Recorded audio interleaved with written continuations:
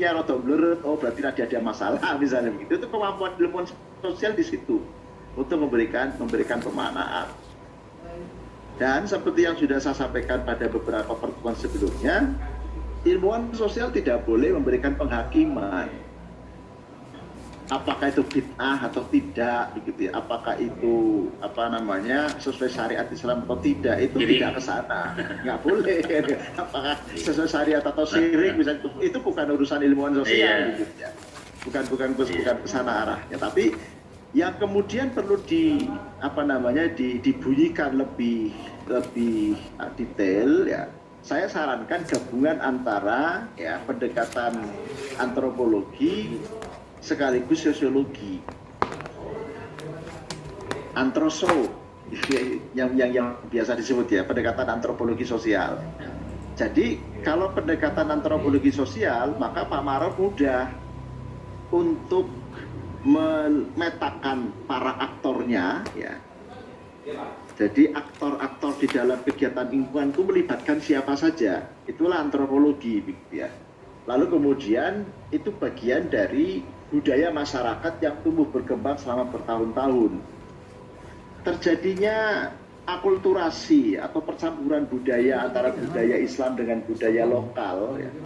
Karena saya yakin yang namanya pertemuan-pertemuan, kegiatan ingkung-ingkung di Arak, dibawa bareng-bareng ini kan tidak ada tuntunannya, kira-kira begitu. Tapi kan hanya merupakan bagian dari budaya lokal yang menempatkan bersesi ritual itu bagian dari kegiatan inti, kira-kira begitu.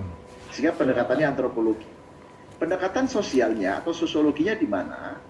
Pendekatan sosialnya itu kemudian untuk mengeksplorasi sekaligus menyajikan kepada khalayak bahwa kegiatan lingkungan tadi itu ya di daerah Banyu Budal itu memiliki makna sosiologis yang sangat luar biasa.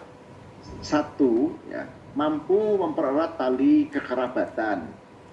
Misalnya begitu gitu Pak ya. Ini kan saya hanya menduga-duga saja. Mampu mempererat tali kekerabatan di antara warga, mungkin yang satu keturunan atau yang satu daerah, kira-kira begitu. Yang kedua juga mampu memberikan sanksi sosial bagi yang tidak melakukan, gitu. Yang tidak ikut. Dan ini justru menurut saya ya sanksi sosial dari budaya itu biasanya itu jauh lebih efektif Pak daripada sanksi hukum yang sifatnya hukum positif, gitu. Formal. Contoh kecil begini, ya, kita sering melihat lah, ketika ada daerah, ya, kemudian di situ ditulisin dilarang kencing di sini, itu malah banyak orang kencing di situ. Saran ya. Ya, kan, ditulis aturan tidak boleh kencing di sini, yang kencing di sini akan kena denda sekian, itu malah orang nekat gitu kan. Tapi kalau ditulisin ojo jangan kencing di sini, wedi kualat karo simbah sopo, malah dorok-dorok di gitu kan. Karena tadi budaya itu justru kadang-kadang jauh lebih efektif daripada aturan-aturan formal, kira-kira begitu. Jadi pendekatan sosiologi ini akan mampu mengeksplorasi peristiwa lingkungan ini ya menjadi bagian dari cara masyarakat ya untuk mempererat tali kekerabatan, ya saling mengingatkan, kemudian ada kesalehan sosial, kira-kira begitu yang mampu dikembangkan ya melalui peristiwa lingkungan. Jadi efek-efek sosial yang timbul lah kira-kira begitu. Yang itu tentu saya yakin sangat banyak ya. Selaras dengan kemampuan Pak Aruf untuk menggali informasi-informasi tadi kepada masyarakat tadi itu. Jadi misalnya orang yang ikut-ikutan misalnya itu juga mungkin akan punya kesan positif. Yang asalnya ikut-ikutan tapi ternyata kemudian menjadi khidmat. Oh ternyata di situ saya mendapatkan manfaat karena bisa ketemu dengan saudara yang sudah lama nggak ketemu misalnya, atau mungkin ada masalah ya biasa kan dalam kehidupan bermasyarakat kan ada juga yang kadang-kadang tidak akur karena satu dan lain hal gitu ya, sengketa lahan misalnya begitu ya. Jadi kemudian bisa dieratkan kembali dengan forum-forum seperti itu, forum-forum kekeluargaan yang melalui kegiatan-kegiatan keagamaan. Nah yang ketiga adalah di mana letak ya kira-kira begitu, di mana letak resepsi kulturalnya, kira-kira begitu ya. Nah, itu kemudian tinggal dicarikan aja data-data dari masyarakat, begitu ya, ketika mereka melaksanakan ritual lingkungan itu. tentu mereka akan menjawab segala pertanyaan kita lah. Apa sih tujuannya, mengapa mereka membuat tingkung? Misalnya mereka ingin mendapatkan keberkahan. Keberkahan itu mereka dapatkan dari mana? Pasti dari sebuah keyakinan, ajaran, apakah sesepuh tokoh masyarakat di situ, atau kemudian mereka mendapatkan langsung ketika ada ular-ular atau pengajian dari kiainya di situ misalnya. Dan ini otomatis ya, akan memiliki dampak yang menurut saya sangat luar biasa. Bagaimana kemudian Al-Quran ini nanti di akhir dari satu simpulan setelah data itu disajikan, ya simpulan terakhirnya adalah ternyata Al-Quran mampu memberikan daya dorong sosial yang sangat luar biasa terhadap masyarakat di suatu daerah tertentu tadi. Yang wujudnya adalah kegiatan lingkungan tadi. Ya, jadi kira-kira seperti itu alurnya gitu ya. Dan kalau kita sudah mampu dan sudah terbiasa dengan hal-hal kayak gini, saya kira nanti akan sangat mudah Pak dengan misalnya menulis disertasi. Persoalan nulis disertasi itu kan sederhana, membahasakan tulis apa yang ada dalam benak pikiran kita. Gitu. Selama ini kan hanya karena belum biasa aja, jadi kayaknya nulis itu ribet gitu ya, nulis itu susah gitu kan. Padahal nulis itu sederhana gitu kan. Membahasakan yang jenengan boleh percaya boleh tidak. Nulis itu ya semudah kita ngomong sebenarnya gitu loh. Kalau kita bicara aja mudah gitu ya, runtut ya, ini kan kalimatnya runtut ya. Mau bicara saja bisa gitu ya, runtut ya. Kayak tadi Pak Maruf ketika mempresentasikan kan runtut itu saja langsung bisa menangkap.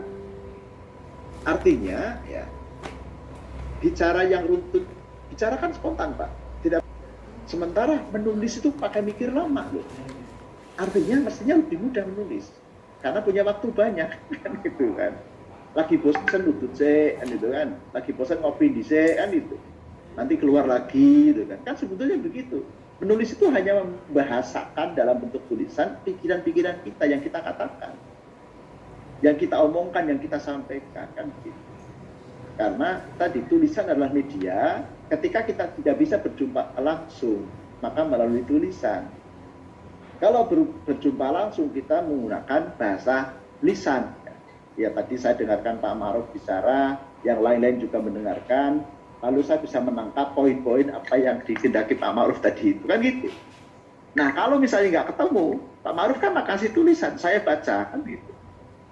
Nah sehingga sebetulnya sekali lagi jangan sampai bapak-bapak yang ada di sini ini yang ikut perkuliahan ini menganggap atau mengasumsikan bahwa menulis itu susah, jangan. Nanti dia dianggap susah tambah angel. Jadi harus punya keyakinan bahwa menulis itu mudah, semudah kita mengatakan, itu aja gitu kan. Nah nanti saran dari piye kok tak ajari kan gitu kan. Ya. Makanya tadi ketika nanti ada kegiatan kita ketemu, kita bisa klinis begitu ya, kita lakukan bedah terhadap tulisan-tulisan yang akan menjadi proposal disertasi, lalu bagaimana nanti langkah-langkah ketika menulis disertasi, ya mudah-mudahan ini bisa membantulah ya.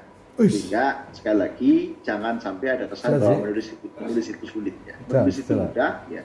Tinggal bagaimana kita membiasakan diri. Harus apa? Demikian Pak Maruf, bisa dipahami? Oke, terima kasih Prof. Masukannya bagus sekali dan ya. sudah ini tak terbuka kalau tadi masih benar. Masih benar ya. Oke, mungkin yang lain ada yang pengen tanya ke Pak Maruf untuk membantu. Silakan. Nanti habis ini Pak Kusnan saya minta presentasi. Bu saya nanti saya presentasinya awangan saja ya. Ya, nggak apa-apa. Makalahnya baru ini sih belum selesai. Awangan aja ya Pak. Ya. Sama. Ya. Seperti Pak Maruf tadi. Ya. Tapi sebelum presentasi ada komentar dulu ke Pak Maruf dulu, yang lain. Jadi saya persilakan untuk komentar ke Pak Maruf dulu. Mungkin ada yang pengen ditanyakan atau pengen didalami, begitu silakan.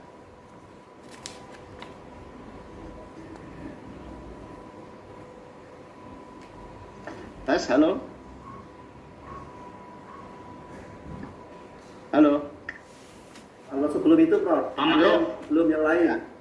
Putus. Sebelum yang lain Prof. Bu Ratna.